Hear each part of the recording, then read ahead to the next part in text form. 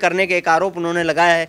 क्या यहाँ पर बीजेपी षड्यंत्र रच रही है? क्या एजेंसियों का गैर इस्तेमाल किया जा रहा है? देखिए, लगातार जो विपक्षी दल हैं वो ये बात कहते रहे, चाहे रह रहे हैं, चाहे आप केजरीवाल की बात कर लीजिए, आप चाहे सवालों के जवाब भी दिए हैं, कॉपरेट कर रहे हैं, लेकिन उसके बावजूद समन पर समन भेजे जा रहे हैं। तो अगर यहाँ पर देखा जाए कि वाकई जो आपने कहा है कि हेमंत सोरेन अगर ईमानदार हैं तो अपनी ईमानदार, आप वैसे हमारे पास नहीं आते तो ईडी के दबाव में आप जो है भाजपा में शामिल होंगे, क्यों ना भाजपा अपना दायरा फिर दोबारा यहाँ पर लोकसभा में बढ़ाना चाहती है। और लगातार हम देखते हैं कि जहाँ पर भी ईडी की बड़ी कार्रवाई होती है भाजपा वहाँ पर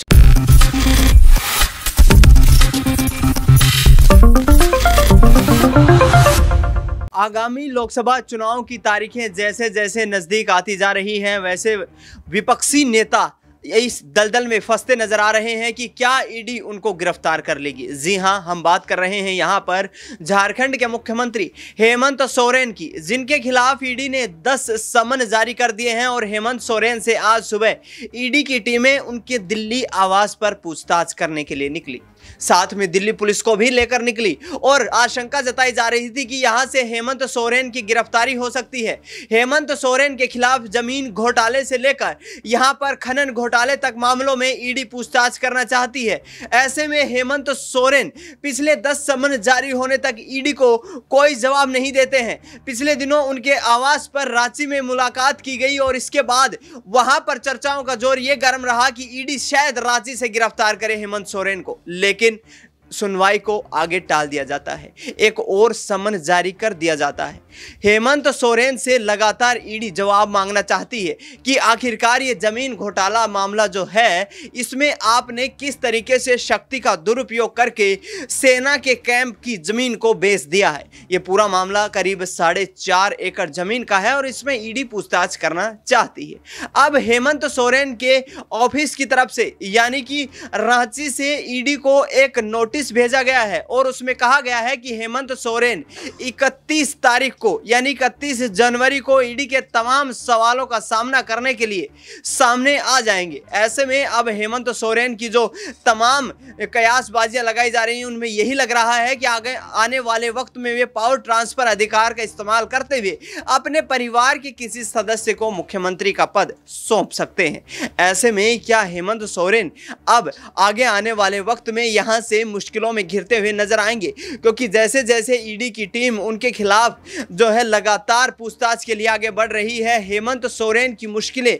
उसी कदर बढ़ती जा रही हैं। हेमंत सोरेन लगातार पिछले कुछ वक्त से इन मुश्किलों का सामना कर रहे हैं। उनके पार्टी के नेता यहां पर कह रहे हैं कि बीजेपी षड्यंत्र रच रही है। हेमंत सोरेन झारखंड के काफी कद्दावर नेता माने जाते हैं और ऐसे में ईडी जो है अपनी शक्तियों का गैर प्रयोग करके यहां पर हेमंत सोरेन को चुनाव से पहले जेल की सलाखों के पीछे भेजना चाहती है।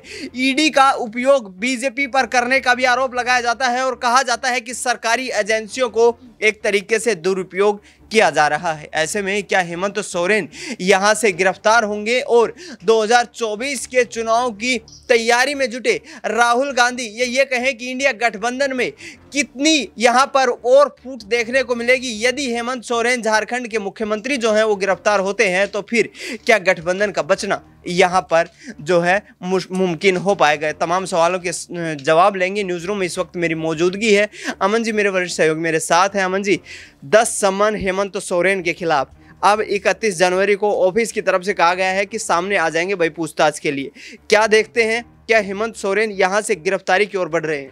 देखिए, बिल्कुल आज भी जब ईडी उनके घर पहुंचती है तो वो गायब पाए जाते हैं, घर पे नहीं होते हैं। और ये भी कहा जा रहा है कि ईडी से बचने के लिए ही वो किसी गुप्त जगह पर जाकर छुप गए हैं। और ये लगातार कहा जा रहा है कि उनको जो गिरफ्तार करने की पूरी कोशिश है उससे बचने के लिए हेमंत सोरेन लगातार ये सब करते हुए दिखाई पड़ रहे हैं, क्योंकि उनके खिलाफ जो मामले उसमें ईडी के पास पुख्ता सबूत है, ये दावा किया जा रहा है। लेकिन देखिए, महत्वपूर्ण बात आपने उठाई है कि क्या गठबंधन ये बच पाएगा, क्या गठबंधन में जो जितने भी दल हैं क्या वो एक साथ रह पाएंगे? क्योंकि लगातार जिस तरह से ईडी के जरिए दबिश दी जा रही है, चाहे लालू यादव की बात करें, हेमंत सोरेन की बात करें, हम चाहे अरविंद केजरीवाल की बात करें, या फिर हम जिस तरह से राजस्थान की बात करें, वेस्ट बंगाल की बात करें, कि जहां जहां पर गैर भाजपाई सरकारें हैं वहां पर लगातार ईडी का प्रभाव हमें देखने को मिलता है। छापेमारी होती है, पूछताछ होती है और लगातार ये साबित करने का प्रयास किया जाता है कि ये जितने भी नेता हैं, जितने भी दल हैं, कहीं ना कहीं करप्ट हैं, भ्रष्टाचारी हैं और इनके जो नेता हैं उन्होंने जो है बहुत बड़े घोटाले किए हैं। तो कुल मिलाकर अब जो चूँकि जो इलेक्शन इन्हें बहुत नज़दीक है, इसीलिए ये जो कह सकते हैं कि छापेमारी है, पूछताछ है,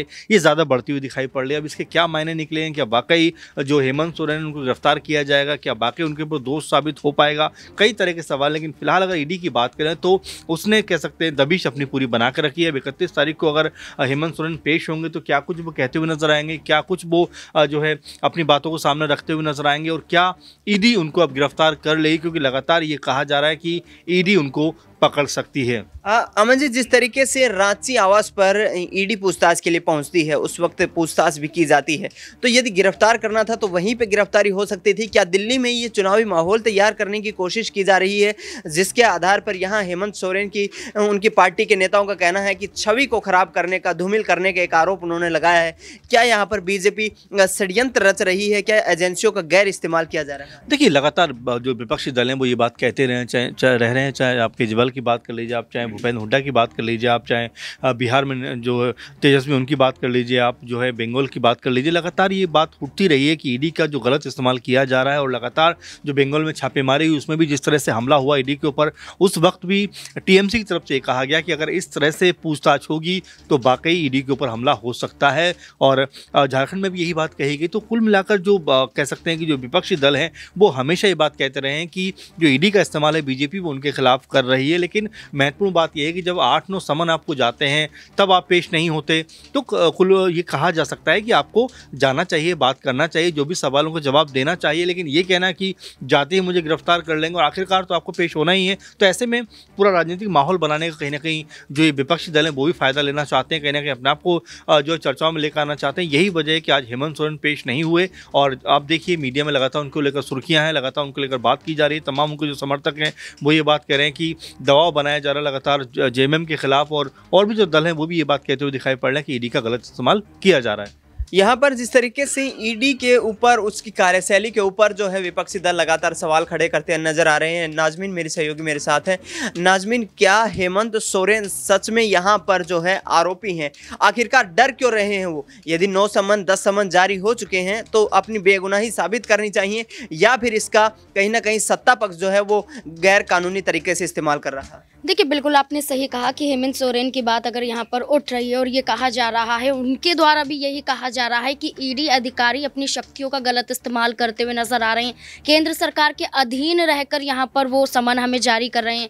यहाँ पर हेमंत सोरेन तो ये भी कहते हैं कि हमने तमाम सवालों के जवाब भी दिए हैं, कॉपरेट कर रहे हैं, लेकिन उसके बावजूद समन पर समन भेजे जा रहे हैं। तो अगर यहाँ पर देखा जाए कि वाकई जो आपने कहा है कि हेमंत सोरेन अगर ईमानदार हैं तो अपनी ईमानदारी का सबूत पेश कीजिए। आप दूसरे तीसरे समन में भी वहाँ पर ईडी दफ्तर जा सकते थे, जवाब दे सकते थे, लेकिन नहीं, हेमंत सोरेन ऐसा दिखाई दे रहे हैं जैसे कि वो तमाम सवालों से भाग रहे हैं। झारखंड से दिल्ली आ जाते हैं, दिल्ली से भी गायब नजर आते हैं। और ऐसे में देखा जाए तो अगर हेमंत सोरेन ऐसे ही करते रहेंगे तो जल्द उनकी गिरफ्तारी भी यहाँ पर निश्चित मान ली जाएगी। तो ऐसे में देखा जाए तो अगर हेमंत सोरेन को लगता है कि वो बेगुनाह है तो ईडी के सामने पेश हुई, जवाब दीजिए और यहाँ पर बच जाइए। यहाँ पर जिस तरीके से ईडी का तमाम जो है कार्यशैली यहाँ पर देखी जा रही है, विपक्षी नेताओं पर लगातार ईडी छापेमारी कर रही है, पूछताछ कर रही है। दौलत से अगला सवाल लेंगे। दौलत, जिस तरीके से ईडी की जो कार्यशैली है इसको किस तरीके से देखते हैं आप? क्या सिर्फ विपक्ष के नेता ही फंसे हुए हैं इस तरीके के मामलों में, घोटालों में? आखिरकार बीजेपी के एक भी नेता सामने क्यों नहीं आ पा रहा है? देखा जाए तो चुनावों के समीप कहीं ना कहीं विपक्षियों को घेरने के लिए सारी चीज़ें यहाँ पर देखी जाती हैं।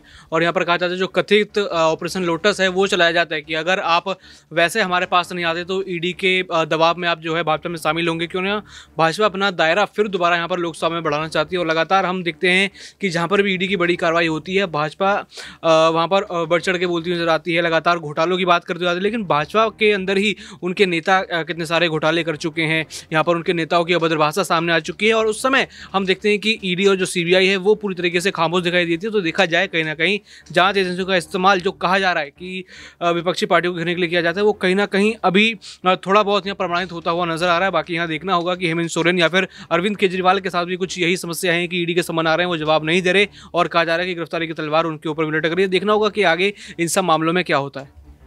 तो यहाँ पर कुल मिलाकर देखा जाए तो हेमंत सोरेन की मुश्किलें अब बढ़ती नजर आ सकती हैं, क्योंकि ईडी पिछले 9 समन भेजने तक इस तरीके से आक्रामक रुख नहीं अपना चुकी थी, लेकिन आज जिस तरीके से उनके आवास पर, दिल्ली से आवास पर वहाँ पर छापेमारी की जाती है, पूछताछ के लिए जाती है ईडी, लेकिन हेमंत सोरेन गायब नजर आते हैं। अब सूत्रों के हवाले से मिल रही खबरों के मुताबिक हेमंत सोरेन जो है दिल्ली में ही है कहा जा रहा है, लेकिन ईडी के अधिकारियों का कहना है कि उनके आवास पर आधी रात तक थे वो और उसके बाद गायब हो चुके हैं। अब देखना यही है कि आगामी वक्त में क्या हेमंत सोरेन 31 जनवरी को उन तमाम सवालों का सामना करते हैं जिनके ऊपर उनकी तलवार लटकी हुई है। फिलहाल इस खास कार्यक्रम में इतना ही। देश दुनिया की तमाम बड़ी खबरों के लिए आप देखते रहिए नेक्स्ट 9 न्यूज़।